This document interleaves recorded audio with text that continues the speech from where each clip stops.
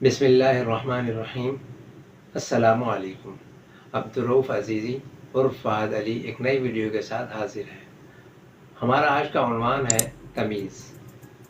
تو آئیے دیکھتے ہیں کہ تمیز کسے کہتے ہیں۔ جس طرح صفت کسی اسم کی اچھائی، برائی، حالت، تعداد یا مقدار کو ظاہر کرتی ہے، اسی طرح سے کچھ ایسے الفاظ ہوتے ہیں جن سے یہ پتہ چلتا ہے کہ فعل کب، کہاں اور کیسے واقع ہوا۔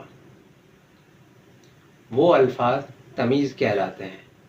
مثلا تم 5 بجے سے کھیل رہے ہو، نوید ننگے پیر دوڑا، مہمان دروازے پر کھڑے رہے۔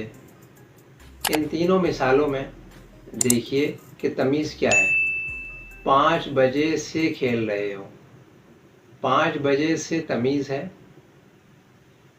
اس میں یہ پتہ چل رہا ہے کہ کب سے کھیل ہو رہا ہے، کھیلنے کا کام کب سے کیا جا رہا ہے، 5 بجے سے۔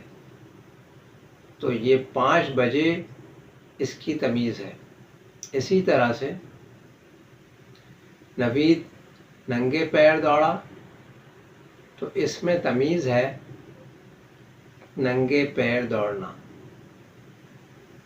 یعنی کیسے دوڑا، دوڑنے کی کیفیت کیا تھی، فعل کیسے واقع ہوا، ننگے پیر۔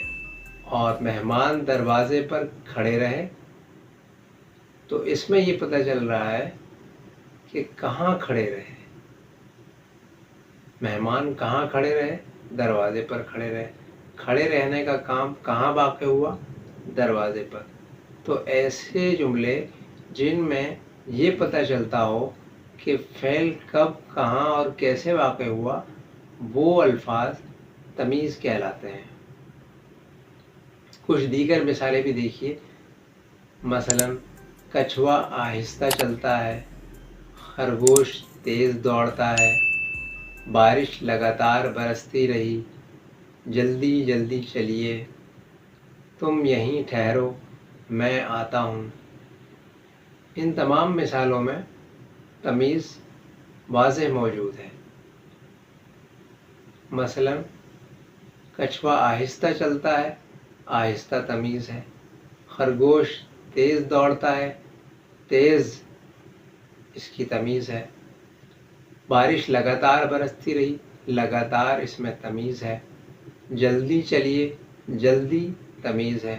تم یہیں ٹھہرو میں آتا ہوں، یہیں تمیز ہے۔ ان تمام جملوں میں تمیز واضحتاً سمجھ میں آ رہی ہے۔